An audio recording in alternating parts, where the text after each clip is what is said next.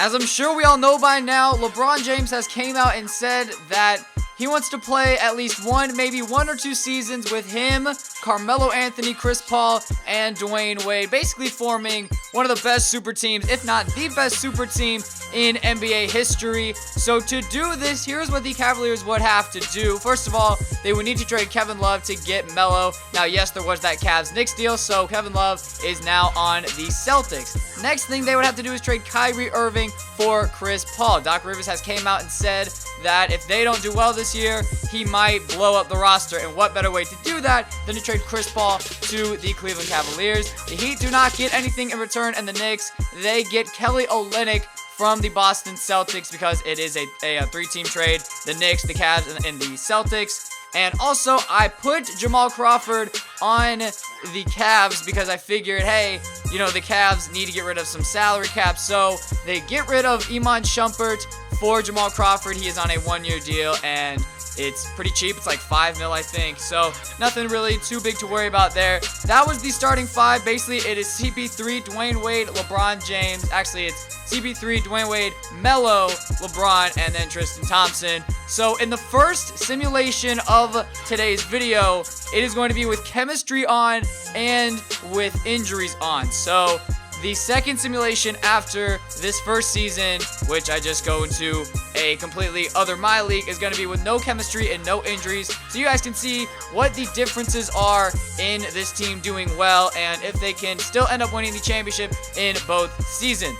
So at the All-Star break in the first simulation with chemistry and injuries, we are 37-15, one game behind the Chicago Bulls, who are 38-14. I never understand how the Bulls do well in this game when they don't do well in real life. I really just honestly do not understand it. Taking a look at the player stats, LeBron does lead our team in scoring with 22.5 points. Melo is second with 22. CP3 with 15.5, and Dwayne Wade with 14. LeBron is our leading rebounder out of the Big Four, the leading assist getter out of the Big Four, which is surprising because, you know, CP3 is known for getting assists, but he is the leading steals getter. LeBron is the leading blocks getter, and then turnovers is Chris Paul with 1.7. I mean, really, there's not a whole lot of turnovers being made by the Big Four. I mean, let me know down in the comment section how you think this team would actually do in real life. You guys were like sliding into my mentions, not really sliding into my mentions, but someone actually slid into my DMs and was like, hey, you need to do this challenge.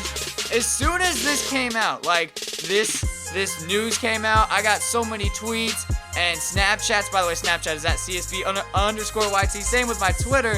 And you guys were just like, hey, do this as a video, do this as a Big 3 challenge or an all-time team challenge. So I am on it with you guys. I'm sorry it was not out yesterday. I wasn't home at all yesterday to really get this going. I was out with friends. But hey, I am here to bring it to you 2 days after the article is released. And DeAndre Jordan is on the Bucks. Like, who did they even trade to get him? Probably Greg Monroe, to be honest. It's either Greg Monroe or John Henson, but they probably traded Greg Monroe. So here in the second half of the season, how can we do? Can we overtake the Chicago Bulls for first in the Eastern Conference? I mean, we're going on a 9-game winning streak, beating the Clippers in the process. We beat the Knicks, and I'm pretty sure we beat the Heat somewhere up there, but we lost to the Bulls towards the end of the regular season, which is not good, but we do end the regular season with a 60-22 record, and Kevin Durant obviously is going to win MVP. Tyronn Lue does win the Coach of the Year, our coach, 60-22 like I said, and we did finish first in the Eastern Conference. LeBron is hurt. He has a high right ankle sprain. He is out 1 to 2 weeks, but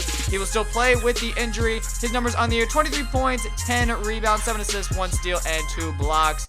And really, I think, okay, Melo did make the All-NBA 13, but other than him, it was just LeBron making these teams. Melo with 22.5 points, 9 rebounds, 5 assists, 1 steal, and 1 block, while shooting 47.5% from the field. And like I said, other than those two, nobody else really did anything in terms of making the awards teams. We are first in the East. We are 6 games ahead of the Bulls and 7 games ahead of the Hornets for first. And then taking a look at the defense, in terms of points allowed, we are actually second, only 0.3 points behind the Warriors.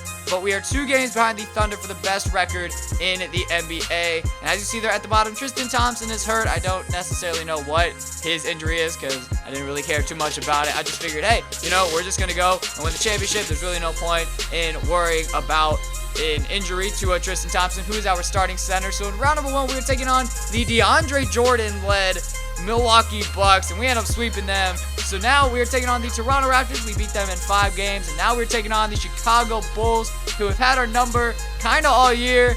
I mean, we're up 3-0, so you guys are not winning, and we do end up advancing to the NBA Finals, and we're taking on the Golden State Warriors. This is what would most likely happen if the Big Four came together, but Jamal Crawford and Melo are both hurt for 1 to 2 weeks. Varejão's out for the whole entire year. They win Game 1 and Game 2 and Game 3.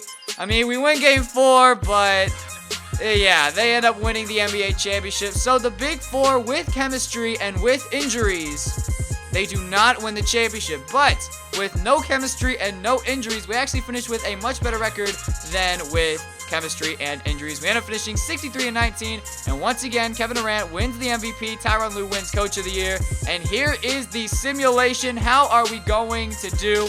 In round 1, we are taking on the Toronto Raptors, and we beat them in 5 games. We beat the Hornets in 6 games. We beat the Bulls in 7 games, and now we're taking on the Oklahoma City Thunder. They end up winning Game 1 and Game 2 and Game 3. It's deja vu, except this time the Oklahoma City Thunder sweep us. So the Big Four does not end up winning a championship in one season together. Like I said, man, let me know down in the comments section how you think this team would do and if this team will ever happen. Honestly, I don't think it will, just because the NBA is going to try to stop it, probably, just like how they stopped Chris Paul going to the Lakers. I'm still pissed about that. But thank you guys so much for watching. Make sure to leave a like on the video and subscribe if you guys did enjoy. Let me know if you want me to do more types of these videos. Let me know down in the comment section what type of videos you guys want to see. And I will see you guys all next time. Peace.